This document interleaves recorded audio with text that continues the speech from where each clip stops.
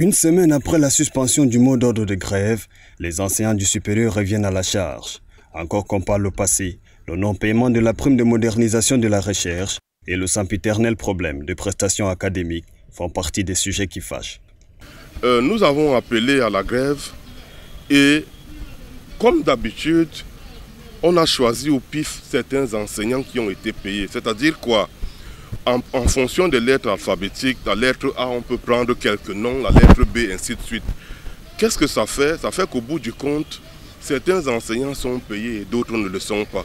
Cela a effectivement pour effet de démobiliser les rangs en matière de grève.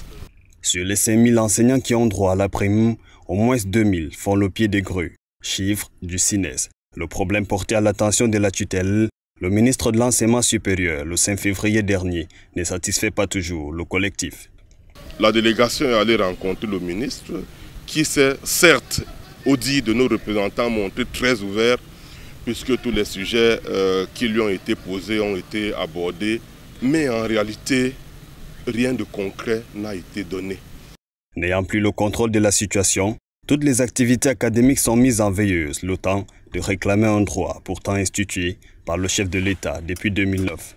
Les cours, les travaux dirigés, les soutenances de mémoire, les jurys des examens, tout ce qui tourne autour de l'académique. Il faut à un moment donné qu'on s'occupe de l'enseignant sans qu'il ne soit amené à se rendre ridicule. Depuis le 25 janvier, les campus universitaires fonctionnent au ralenti. Syndicalistes et responsables, là-bas au ministère, ne sont pas sur la même longueur d'onde.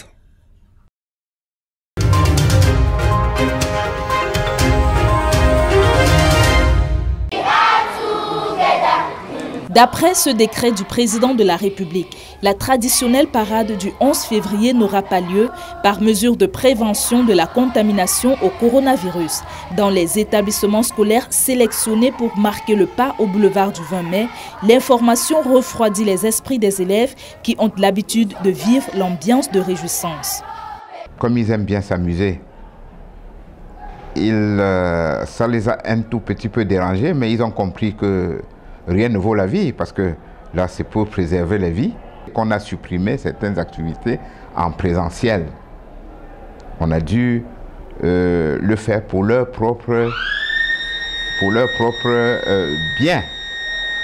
Donc, ils ont accepté. Et nous pensons que nous allons bien mener nos activités ce jour-là. En plan B néanmoins, des activités socio-culturelles seront menées ce jour, cependant dans le strict respect des mesures barrières. 19 nationalités. Et pour la promotion de la culture dans les 19 nationalités, nous avons créé une journée comme ça, où ce même jour, nous allons essayer de nous habiller comme exige la culture originale de chaque nationalité. Les activités vont se dérouler avec l'élection de la plus belle tenue, avec l'élection de la plus belle nourriture, si vous voulez bien, et ils seront primés également. Des agents de l'éducation sont déjà mobilisés pour l'encadrement des élèves.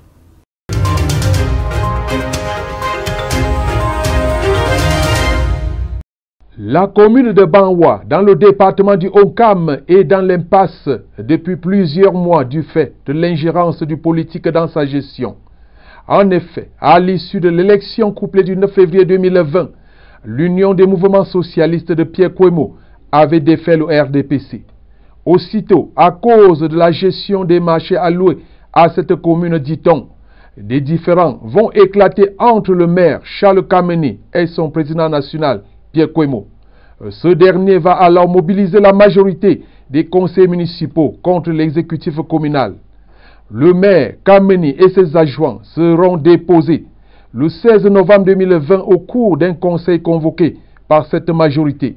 Le caractère illégal de leur acte leur sera signifié à travers une note du préfet et de celle du ministre de tutelle. Le premier adjoint au maire, Emmanuel Temewen, et le président national Pierre Kwemo vont d'ailleurs se livrer à une scène de bagarre physique et l'affaire sera portée à la police judiciaire de Bafoussam. Le 5 février dernier, une session ordinaire avait été convoqué par le maire, mais renvoyé par le préfet du département du Onkam parce que informé tardivement, dit-il. Normalement, quand on tient un conseil, le maire saisit par écrit le préfet. Il lui dit, bon voilà, monsieur le préfet, tutelle, j'envisage, sauf avis contraire de votre part, tenir mon conseil à tel jour. Bon, j'ai pas reçu de correspondance et c'est verbalement, comme a annoncé à 48 heures de l'événement, que le conseil se tiendrait.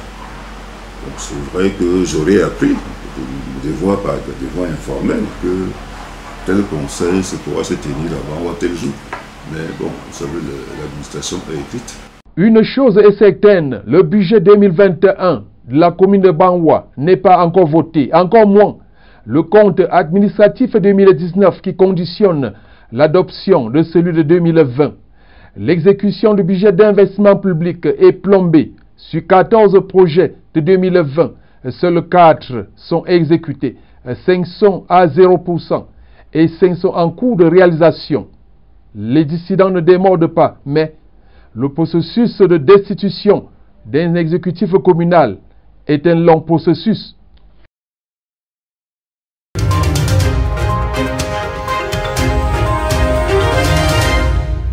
Il est souvent reproché à certaines plages de Kribi leur insalubrité en contraste avec leur beauté. Samedi dernier, étant journée mondiale du nettoyage des déchets sauvages, sous l'impulsion du port autonome de Kribi, ces dernières ont bénéficié d'un coup de balai, comme ici à Ngoye. Prêchant par l'exemple, Patrice Melon, directeur général du géant portuaire, était lui-même à l'œuvre. Nous pensons que cette action, cette journée mondiale de la propreté, concourt à avoir un environnement sain, ce qui permet aux ressources humaines d'être en bonne santé. Et c'est ces ressources humaines-là qui vont travailler dans les entreprises, dans les marchés et partout, et concourir donc au développement de notre pays. Des organisations spécialisées dans le nettoyage des côtes ont été mises à contribution. Nous avons parcouru plusieurs sites, Boamanga, Ngoye, le port en eau profonde, ainsi que les plages de la Lobé. Là-bas, en collaboration avec les populations, nous avons sensibilisé et nous avons nettoyé. La pérennisation du geste étant la principale préoccupation. Le plus important pour nous, en fait, c'est d'obtenir l'adhésion de plus en plus de populations, parce que ça ne peut pas être l'affaire du parc ou de quelques GIC, mais il faut que toute la population sorte un jour comme celui-ci pour marquer son adhésion à ces actions. Des actions qui, au-delà de la santé, procureront des devises aux collectivités territoriales décentralisées selon les populations qui ont le regard braqué sur les élus pour un véritable aménagement de ces plages. Je suis une fan de la perfection. Je pense qu'il faut qu'on bosse encore plus pour que notre plage, on puisse aménager un peu plus notre plage. Parce que je pense que le tourisme, c'est la base première dans un pays. Et il faut qu'on mette un accent dessus. Avec un peu plus de propreté, avec des infrastructures qui vont avec. En attendant ces infrastructures, à chacun de faire des efforts pour garder notre environnement propre, car il s'agit ici d'un bien commun.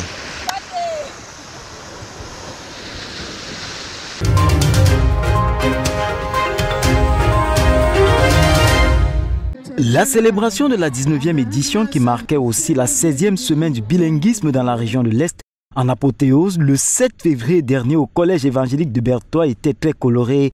Chants, récits, sketchs, poèmes, concours d'orthographe et de dessin étaient entre autres activités au programme de l'édition de 2021. Au terme de ces activités, nous pouvons exprimer un sentiment de satisfaction et de gratitude. Gratitude à l'endroit des autorités qui ont trouvé du temps pour présider, à savoir la plus haute autorité de la région. Sous le thème « Bilinguisme utile pour une éducation résiliente, inclusive et de qualité », l'édition n'a pas manqué de récompenser ceux qui s'y sont distingués. J'ai reçu le prix de l'animateur la plus dévouée du département du Lom-Ndjerem et je me sens très heureuse et honorée. Je suis élève à l'Ignège bilingue de Berthois, Touye Koswan. Donc, je suis venue prendre le prix comme meilleur élève pour apprendre le français. dans la section anglophone.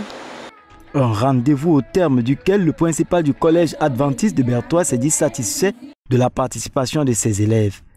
Mes élèves, les élèves du collège adventiste, sont sortis du lot parce qu'ils se sont bien préparés. Ils ont fait des sketchs de haute facture significatifs avec beaucoup de leçons. Nous avons aussi eu, n'est-ce pas, des poèmes que vous avez bien suivis. Il y a eu un hommage rendu à l'armée camerounaise et qui fait tout pour nous garder en sécurité. Les différentes prestations ont permis de constater qu'une interconnexion linguistique pour la promotion du bilinguisme est effective dans la région de l'Est. C'est pour une exhortation dans cette logique que Woulsou, inspecteur régional des services régionaux, représentant le gouverneur, a instruit un point d'honneur sur la journée de mardi consacrée au bilinguisme dans la région du Soleil Levant. Les lampions de cette 19e édition se sont éteints dans une ambiance bon enfant.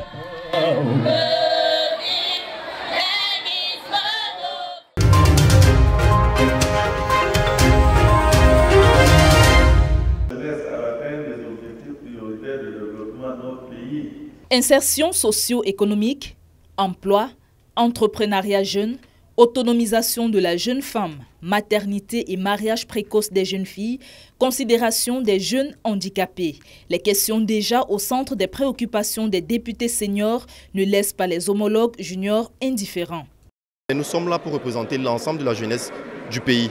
Notre devoir est de retourner dans nos localités et d'amener la jeune fille à être premièrement personnel, à s'auto-employer et de promouvoir, comme le thème l'indique, le développement durable.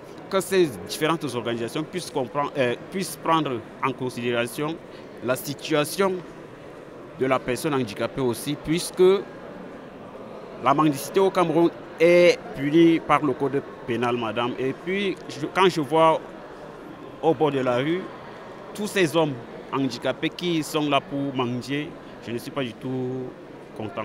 À Dolassi, certes, nous avons l'école primaire, nous avons le lycée, mais on a ce réel problème-là que la jeune fille se sent frustrée, la jeune fille manque de confiance.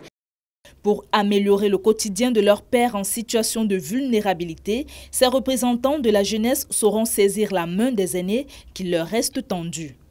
C'est la raison d'être même de ce Parlement de la jeunesse, c'est de faire en sorte qu'on ait sur le terrain un véritable leadership jeune. Donc tous les conseils qu'on peut leur donner, c'est tout simplement qu'ils soient à la hauteur de nous remplacer demain. Le Conseil national de la jeunesse du Cameroun est là pour accompagner les jeunes parlementaires, pour collaborer en tant que fêtière des associations et mouvements de jeunesse du Cameroun. L'engagement de renforcer l'action du Parlement en faveur des populations du Cameroun a été pris ce lundi lors de la 4e session du Parlement de la jeunesse. Le Parlement jeunesse est un projet pédagogique d'apprentissage de la jeunesse, d'apprentissage de la démocratie, d'apprentissage de la citoyenneté responsable. Cette activité inscrite dans le cadre de la onzaine de la jeunesse a pour vocation de sensibiliser les députés juniors à l'engagement au volontariat pour la promotion de la paix et du développement durable.